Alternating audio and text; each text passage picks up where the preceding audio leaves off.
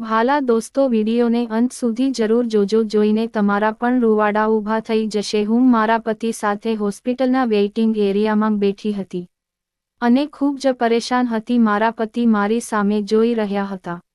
મેં તેની તરફ એક નજર નાખી અને તરત જ દૂર જોયું. હું ત્યાં ખૂબ જ અસ્વસ્થતા અનુભવી રહી હતી. જ્યારથી મેં સાંભળ્યું કે આ હોસ્પિટલમાં ગાયનેકોલોજિસ્ટ પુરુષ ડોક્ટર છે, તો હું તેની પાસે આવો ઈલાજ કેમ કરી શકું? મને ખબર ન હતી કે તે મને કેવી રીતે પૂછશે, તે શું કહેશે અને હું તેને કેવી રીતે જવાબ આપી શકીશ. મેં મારા પતિને મહિલા ડોક્ટર પાસે સારવાર કરાવવાનું કહ્યું હતું, પરંતુ તેણે કહ્યું કે તેણે આ ડોક્ટર વિશે સાંભળ્યું છે. આ ડોક્ટરના હાથમાં જાદુ છે. તેણે આજ સુધી જેટલી પણ મહિલાઓની સારવાર કરી છે તેમાંથી તે એક પણ વખત નિષ્ફળ ગયો અકાલર નથી. હું ખૂબ ચિંતિત હતી જ્યારે અચાનક નર્સ વેઇટિંગ રૂમમાં આવી અને કહેવા લાગી, મિસિસ યામિની કોણ છે? મારા પતિએ કહ્યું, તે મારી પત્ની છે અને હું ચિરાગ ખન્ના છું. મેં ચિરાગનો હાથ પકડ્યો. તે પણ મારી સાથે ઊભો હતો, પરંતુ નર્સે કહ્યું કે ડોક્ટર દર્દીને જ ચકાસે છે. અંદર કોને પ્રવેશ આપવામાં આવતો નથી. આ સાંભળીને હું વધુ ગભરાવા લાગી. હું ઈચ્છતી હતી કે ચિરાગ મારી સાથે ડોક્ટર પાસે જાય. ચિરાગે તેનો હાથ છોડાવ્યો અને કહ્યું, ગભરાવાની જરૂર નથી. ડોક્ટર જે કહે તે બધું ધ્યાનથી સાંભળ અને તેને સાચો જવાબ આપ. પરંતુ હું ખૂબ જ પરેશાન હતી કે હું પુરુષ સાથે આ વિશે કેમ વાત કરું. હું ગામડાની હતી, પણ હવે લગ્ન પછી હું ચિરાગ સાથે શહેરમાં રહેવા લાગ. પણ મારું બેકગ્રાઉન્ડ ગામડાનું જ હતું, તેથી જ હું ખૂબ અચકાતી હતી. હું નર્સ સાથે ડોક્ટરના રૂમમાં ગઈ. નર્સ મને ડોક્ટરના રૂમની અંદર લઈ ગઈ. ડોક્ટરને મારી સામે જોઈને હું ચોંકી ગઈ. આ અંગે મારા પતિએ કહ્યું હતું કે તેઓ ખૂબ જ અનુભવી ડોક્ટર છે. આજ સુધી તેમના હાથે કોઈ કેસ બગડ્યો નથી, પણ તે તો યુવાન ડોક્ટર હતો. આ ચિરાગની ઉંમરનો જ હતો. મને જોઈને તેણે મને સામેની ખુરશી પર બેસવાનો ઈશારો કર્યો. જ્યારે હું તેની સામે બેઠી ત્યારે તેણે નર્સને રૂમમાંથી બહાર જવા કહ્યું કે મારે દર્દીને તપાસવું છે. જેવી નર્સ રૂમમાંથી બહાર નીકળવા લાગી, મારું હૃદય વધુ બેચેન થઈ ગયું હતું. દરવાજો લોક કરીને તે રૂમની બહાર નીકળી ગઈ. પહેલા તે ડોક્ટરે મને માથાથી પગ સુધી ખૂબ જ કાળજીપૂર્વક તપાસ કરી. પછી ડોક્ટરે પૂછ્યું કે લગ્નને કેટલા વર્ષ વીતી ગયા. મેં કહ્યું 5. અને પછી પૂછવાનું શરૂ કર્યું, તમે ગર્ભધારણ માટે દવાઓનો ઉપયોગ ક્યારથી કરો છો? મેં કહ્યું, છેલ્લા 1 વર્ષથી. તેને કહ્યું, આ પહેલા ગર્ભવતી હતા? મેં કહ્યું કે લગ્નના 1 વર્ષ પછી જ આશા હતી, પરંતુ હું તે બાળકને જન્મ આપી શકી નહીં. હું ડોક્ટરને કહી શકી નહીં કે મારું બાળક આ દુનિયામાં આવે એ પહેલા જ મારા જ પેટમાં મારી નાખવામાં આવ્યું હતું. મારી વાત સાંભળીને એ કહેવા લાગ્યો, ઠીક છે. પછી થોડી વાર પછી તેણે કહ્યું કે તમે સામે બેડ પર સૂઈ જાઓ. હું તમારું ચેકઅપ કરવા માંગુ છું. તો હું ચોંકી ગઈ. મેં કહ્યું, હું તમારી પાસે ચેકઅપ કરાવી શકતી નથી. આ સાંભળી થોડીવાર તે મારી સામે જોવા લાગ્યો અને બોલ્યો, કેમ, શું થયું? તમને ખબર નહોતી કે તમે એક પુરુષ ડોક્ટર પાસે સારવાર કરવા જઈ રહ્યા છો? મને લાગ્યું કે તેના શબ્દોમાં કટાક્ષ હતો. મેં કહ્યું કે તમારે તમારી જગ્યાએ એક લેડી ડોક્ટર પણ રાખવા જોઈએ. તેણે કહેવાનું શરૂ કર્યું કે તમે મને કહેશો કે મારે મારા દર્દીને શું કહેવું અને શું ન કહેવું, કેમ તપાસ કરવા અને કેમ ન કરવા. અહીં આવનાર દરેક સ્ત્રીની હું જ તપાસ કરું છું. આની સામે ક્યારેય કોઈને કોઈ વાંધો ન હતો. જો તમને આટલો જ વાંધો હતો તો તમારે અહીં આવવું જોઈતું ન હતું. તમે બિનજરૂરી રીતે મારો સમય બગાડો છો. આ કહી ડોક્ટરે ઇન્ટરકોમની બેલ વગાડી અને નર્સ રૂમની અંદર આવી. ડોક્ટરે ચિરાગને અંદર બોલાવ્યા. પછી ડોક્ટરે તેને સામેની ખુરશી પર બેસવાનો ઈશારો કર્યો. ડોક્ટરે કહ્યું કે તમારી મિસિસ મારી પાસે સારવાર કરાવવા તૈયાર નથી. તે કહે છે કે મારે અહીં એક લેડી ડોક્ટરને રાખવી જોઈએ. જો તમે ઈચ્છતા નથી કે હું તમારો ચેકઅપ કરું તો મારો સમય બગાડવાની શું જરૂર હતી? આ સાંભળીને ચિરાગે મારી સામે ગુસ્સાભરી નજરે જોયું. ડોક્ટરે કહ્યું કે તમે તેમને તમારી સાથે પાછા લઈ જઈ શકો છો. પહેલા તમે તમારી પત્નીનું મન નક્કી કરો કે તે તેની સારવાર મારા દ્વારા કરાવવા માંગે છે કે નહીં. પછી જ્યારે તેણીને એવું લાગે તો તમે તેને લાવી શકો. ચિરાગે મને ગુસ્સાભરી નજરે ઊભું થવા કહ્યું હતું. મેં મૌનથી નીચે જોયું. આખા રસ્તે ડ્રાઇવિંગ કરતી વખતે ચિરાગ મને એ જ વાતો કહેતો રહ્યો. કે છેલ્લા 4 વર્ષમાં મેં તારી ઘણી સારવાર કરાવી છે, પરંતુ તું ગર્ભવતી થવા માટે સક્ષમ નથી. હું દરેક જગ્યાએ નિરાશ થયો છું. આ ડોક્ટરની ગેરંટી છે કે તેની સારવાર બાળકની ખાતરી આપશે અને કેસ ક્યારેય ખરાબ નહીં થાય. તેથી જ હું તને અહીં લાવ્યો હતો. પણ જો તારું વર્તન આમ જ ચાલતું રહેશે તો હવે હું તને સહન નહીં કરું. હું તને મારા જીવનમાંથી કાઢી નાખીશ. હું મારા પરિવાર માટે કોઈ પણ કિંમતે વારીસ ઈચ્છું છું. અને તું જાણે છે કે મારે એક બાળકની સખત જરૂર છે. હું આ વર્ષેમાં મારું બાળક ઈચ્છું છું.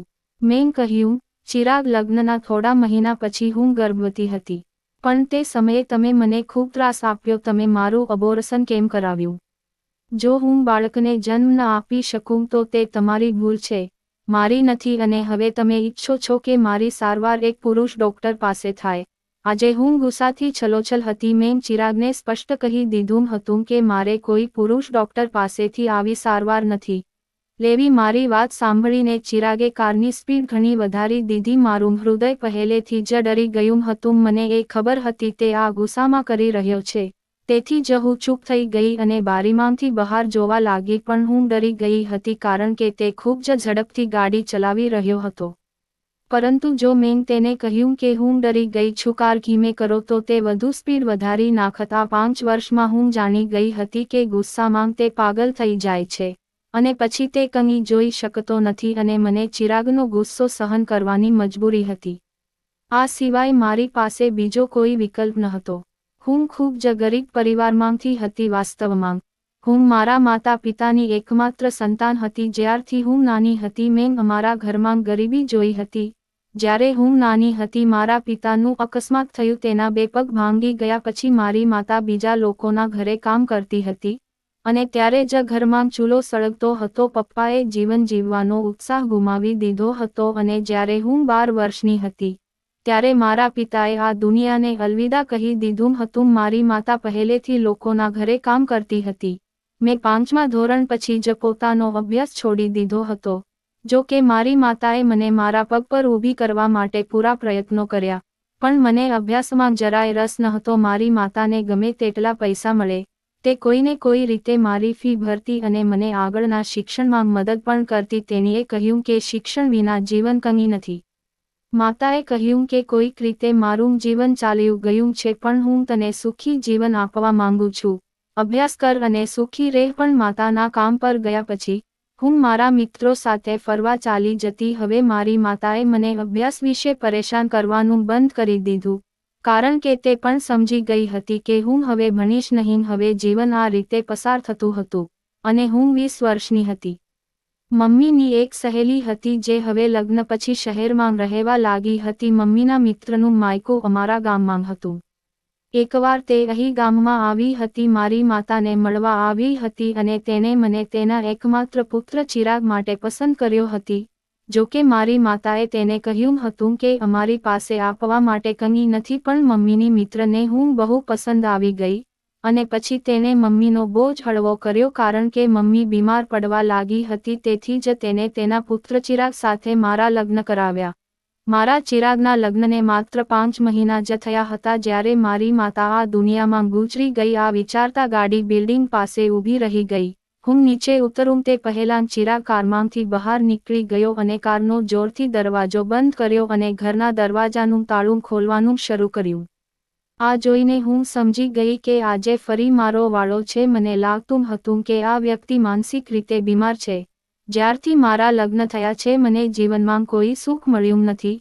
જ્યારે હું ઘરમાં પ્રવેશી કે તરત જ તેણે મારો હાથ પકડ્યો અને મને બેડ પર પછાડીને કહેવાનું શરૂ કર્યું, તું તારી જીભનો વધુ પડતો ઉપયોગ કરતા શીખી ગઈ છો. તને ખબર છે કે મને આ પસંદ નથી અને મારી વાત ધ્યાનથી સાંભળ. હું કાલે ફરી તને એ જ ડોક્ટર પાસે લઈ જઈશ અને તું ચૂપચાપ ચેકઅપ કરાવીશ. મેં પણ મારું મોઢું બંધ રાખ્યું અને કશું કહ્યું નહીં. બીજા દિવસે તે મને ફરીથી એ જ ડોક્ટર પાસે લઈ ગયો. જ્યારે હું તેના રૂમમાં ગઈ ત્યારે મને જોઈને તેણે ધીમેથી હસ્યું અને કહ્યું, બેડ પર સૂઈ જાઓ. આ વખતે હું ચૂપચાપ સૂઈ ગઈ. તે પછી જ્યારે તેણે રૂમની લાઇટ બંધ કરી તો હું ચોંકી ગઈ. હું વિચારવા લાગી કે તે લાઇટ બંધ કરીને શું ચેકઅપ કરશે. મેં કહ્યું કે તમે લાઇટ કેમ બંધ કરી? તે કહેવા લાગ્યો, આ મારી સારવારની રીત છે. આટલું કહી તે ફરી મારી પાસે આવ્યો. એ રૂમમાં થોડો પ્રકાશ હતો. કદાચ તે બારીમાંથી આવી રહ્યો હતો. મારું હૃદય ખરાબ રીતે ધબકતું હતું અને મારા ધબકારા દોડી રહ્યા હતા. હવે તે ખૂબ જ ઝડપથી મારી પાસે આવતો હતો અને ત્યારબાદ તેને. જ્યારે મેં ચિરાગ સાથે લગ્ન કર્યા ત્યારે તે બંને માં દીકરો હતા. ચિરાગને ન તો કોઈ ભાઈ હતો કે ન તો બહેન. તેના પિતા પણ ન હતા. આમ તો બધું સારું હતું, પણ ક્યારેક તેના સ્વભાવને કારણે હું પરેશાન થઈ જતી હતી. કેટલીકવાર તે મારી સૌથી મોટી વસ્તુઓને પણ નજરઅંદાજ કરી દેતો અને ક્યારેક નાની વાત પર પણ ઝઘડવા લાગતો. મારી સાસુ જીવિત હતી ત્યારે તે મારી માટે ચિરાગ સાથે લડી રહેતી. તે કહેતી, તું તેને પરેશાન કેમ કરે છે? તારામાં થોડા બદલાવ લાવ. હવે તું પરિણીત છો. આખો સમય ગુસ્સો કરવો અને લડવું એ સારી વાત નથી. લગ્નને 1 મહિનો વીતી ગયો હતો અને 1 મહિનામાં જ હું ચિરાગથી કંટાળી ગઈ હતી. આ 1 મહિનામાં હું તેની સામે રડીને થાકી ગઈ હતી. તે સહેજ પણ વાત પર ગુસ્સે થઈ જતો અને જ્યાં સુધી હું તેની સામે હાથ જોડીને રડી માફી ન માંગુ ત્યાં સુધી તે બિલકુલ સંમત ન થતો. 1-2 વાર તેને મારા પર હાથ પણ ઉપાડ્યો હતો. તેને એટલો ગુસ્સો આવતો કે તેને મારા પર હાથ ઉપાડ્યો. કેટલીકવાર તે કહે છે કે તું ઇસ્ત્રી બરાબર કરતી નથી. ક્યારેક તે કહે છે કે તું સારી ચા નથી બનાવતી. જો કે મેં મારા શ્રેષ્ઠ પ્રયાસો કર્યા હતા. લગ્નના થોડા મહિનાઓ પછી જ્યારે હું પહેલીવાર ગર્ભવતો બની ત્યારે ચિરાગે મારી સાથે એવું કર્યું તેની હું કલ્પના પણ કરી શકતી ન હતી. તે દિવસોમાં જ્યારે હું નબળાઈ અનુભવતી હતી ત્યારે મારી સાસુ મને તેની સાથે નજીકના ક્લિનિકમાં લઈ ગઈ. મારા ડોક્ટરે થોડા ટેસ્ટ કર્યા અને મને સારા સમાચાર આપ્યા. આ સમાચાર સાંભળીને મને ખૂબ આનંદ થયો. મને થયું આ સાંભળી ચિરાગ પણ ખુશ થશે અને તેનું વતન પણ બદલી નાખશે. પણ આ મારી ભૂલ હતી. જેવી મારી સાસુએ ચિરાગને આ સમાચાર સંભળાવ્યા કે તરત જ તેની આંખો લાલ થવા લાગી. મને લાગ્યું કે જાણે તે પોતાની અંદર ગુસ્સો સમાવી રહ્યો હતો. તે અંદરથી ગુસ્સો પી રહ્યો છે. આ જોઈને હું ગભરાઈ ગઈ. આ સમાચાર સાંભળીને તે ગુસ્સે કેમ થયો તે હું સમજી શકી નહીં. જ્યારે હું રાત્રે રૂમમાં આવી ત્યારે તે ખૂબ ધૂમ્રપાન કરતો હતો. જ્યારે તેણે મને રૂમમાં આવતી જોઈ ત્યારે તેણે કહ્યું કે અમારા લગ્નને થોડા મહિના જ થયા છે અને તારે બાળક જોઈએ છે. ગામની ગવાર અભણ સ્ત્રી. હું હજુ બાળકની જવાબદારી ઉપાડવા તૈયાર નથી. તેના મોઢેથી આ બધું સાંભળીને મને આશ્ચર્ય થયું. મેં કહ્યું કે આ ભગવાનની ભેટ છે અને તે ભગવાનની ઈચ્છા મુજબ જ થાય છે. ચિરાગ મારી વાત સાંભળીને કહેવા લાગ્યો કે પણ મારા કહેવાથી જ મારું બાળક જન્મ લેશે. ભગવાનની ઈચ્છા ચાલશે નહીં. હું જે ઈચ્છું તે જ થશે અને મને અત્યારે બાળક નથી જોઈતું. ચિરાગના મોઢેથી આ સાંભળી મને બહુ ખરાબ લાગ્યું. તેણે કહ્યું કે તેને અત્યારે કોઈ બાળક જોઈતું નથી. હું મારા લગ્નને 1 વર્ષ સુધી એન્જોય કરવા માંગુ છું. હું કાલે તને હોસ્પિટલ લઈ જઈશ અને તારું એબોર્શન કરાવીશ. આ સાંભળીને મારી નજર ચિરાગ તરફ પડી. મેં કહ્યું, ચિરાગ, હું આ બધું નહીં કરી શકું. જે બાળક આ દુનિયામાં આવ્યું નથી તે પહેલાં જ હું તેનો જીવ કેવી રીતે લઈ શકું? હું આ બાળકને જન્મ આપવા માંગુ છું. તો ચિરાગ ગુસ્સે થઈ કહેવા લાગ્યો, તે મારું બાળક છે. આ વાત હું નક્કી કરીશ અને હું હજી તેને આ દુનિયામાં લાવવા માંગતો નથી. આટલું કહીને તેને લાઇટ બંધ કરી દીધી અને સૂઈ ગયો. પણ હું આખી રાત સૂઈ શકી નહીં. સવારે ચિરાગ જાગે એ પહેલાં હું ઉઠીને રૂમની બહાર નીકળી ગઈ. મેં મારા સાસુને બધું કહ્યું. જ્યારે ચિરાગ રૂમમાંથી બહાર આવ્યો અને મને જવાનું કહ્યું તો મારી સાસુ કહેવા લાગ્યા કે ચિરાગ, તે ક્યાંય નહીં જાય અને સાવધાન, જો તે બાળકની હત્યા કરવાનું વિચાર્યું તો પણ. ચિરાગે ગુસ્સાભરી નજરે મારી સામે જોયું અને તે મારી સામે જોઈને બહાર નીકળી ગયો. પછી તે 2 દિવસ સુધી ઘરે આવ્યો ન હતો. હવે મને ચિરાગની ચિંતા થવા લાગી, કારણ કે તે ગુસ્સે થઈને કંઈ પણ કરી લેતો હતો. મારી સાસુ કંઈ કહેતી ન હતી, પરંતુ તે પણ ચિંતિત દેખાતી હતી. તે 2 દિવસ પછી આવ્યો ત્યારે તેની આંખો હજુ પણ ગુસ્સાથી લાલ હતી. જ્યારે મેં તેની સામે જમવાનું મૂક્યું ત્યારે તેણે થાળી ઉપાડી અને ફેંકી દીધી અને કહ્યું, મારી નજર પાસેથી દૂર થઈ જા. મારી સાસુ પણ આ જોઈ રહી હતી. તે મને રૂમમાં જવા કહેવાઈ લાગી. હું મારા રૂમમાં ગઈ અને જોરથી રડવા લાગી. મારી સાસુ આખી રાત તેને ખૂબ જ પ્રેમથી સમજાવતી હતી, પણ તે સાવ ચૂપ હતો. પણ હું તેના મૌનનો અર્થ શું છે તે જાણતી હતી. મેં પહેલેથી જ નક્કી કરી લીધું હતું કે હવે તેને જે કહ્યું તેની સામે હું વાંધો નહીં ઉઠાવું, તેનું બાળક છે, રાખે અથવા મારી નાખે. થોડી વાર પછી તે રૂમમાં આવ્યો.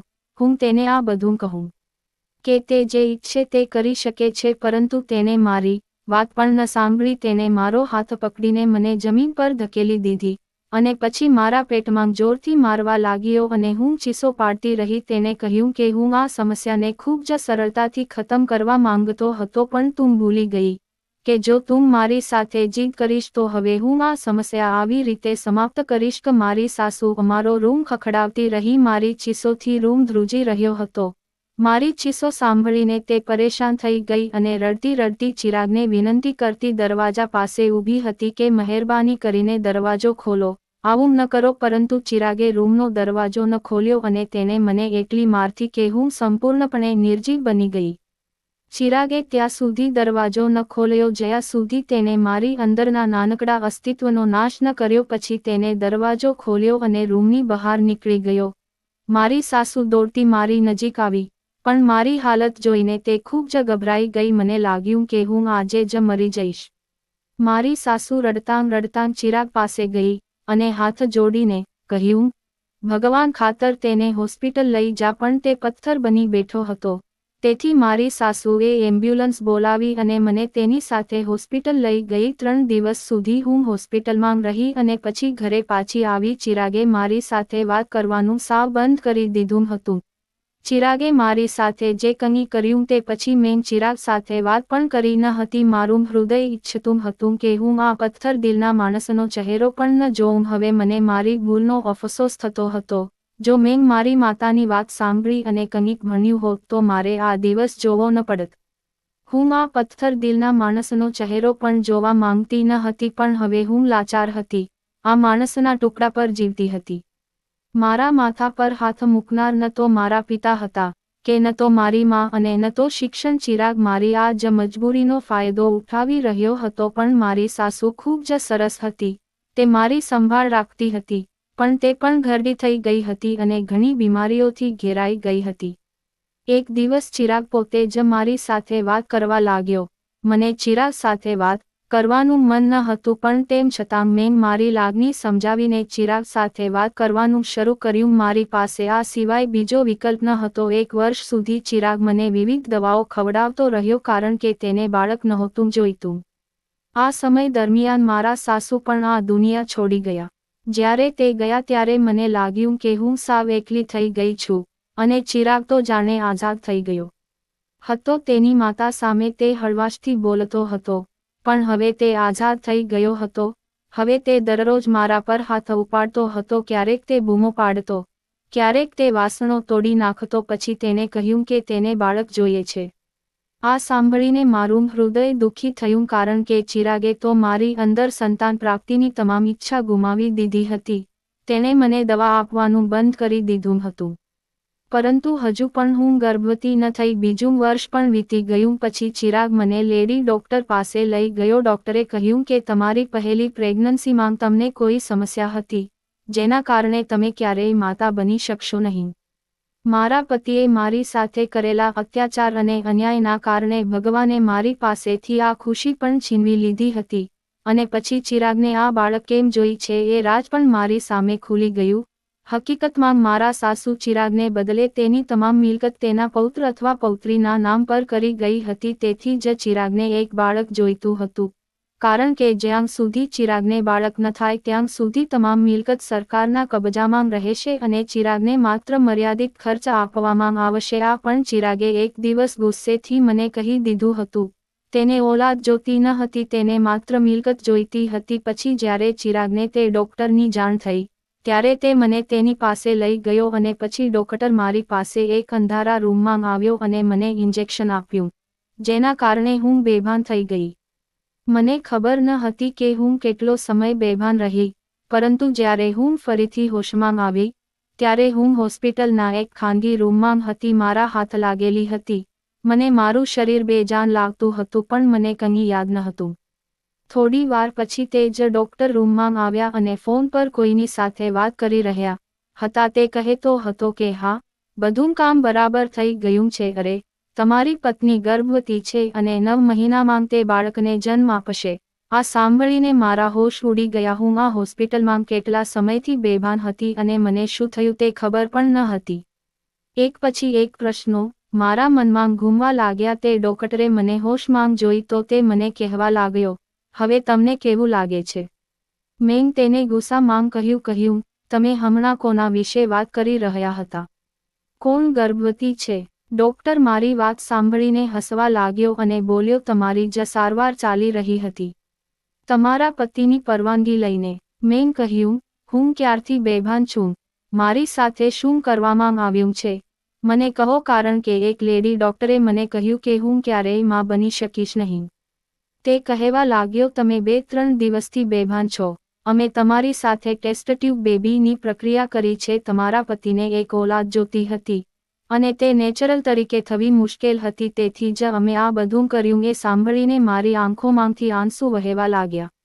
હવે મને ચિરાગ પ્રત્યે નફરત થવા લાગી. પોતાની વાત મનાવવા માટે તે કેટલી હદે જઈ શકે, મને આ ખ્યાલ નહોતો, પરંતુ તે પછી જે કંઈ થયું તે હું ભગવાનનો ચમત્કાર જ કહી શકું. 9 મહિના પછી મેં એક પુત્રને જન્મ આપ્યો. મારા પુત્રનો જન્મ થયો તે દિવસે ચિરાગ તેની ઓફિસમાં હતો ત્યારે ડોક્ટરે તેને ફોન પર સમાચાર આપ્યા તો તે ખૂબ જ ઝડપે ગાડી ચલાવી રહ્યો હતો અને હોસ્પિટલ પહોંચી રહ્યો હતો ત્યારે રસ્તામાં તેનું અકસ્માત થયું અને તેનું ત્યાં જ અવસાન થઈ ગયું. બાળકને 1 મિનિટ પણ જોવું તેના નસીબમાં ન હતું. આ સમયે તે મૃત્યુ પામી ગયો હતો.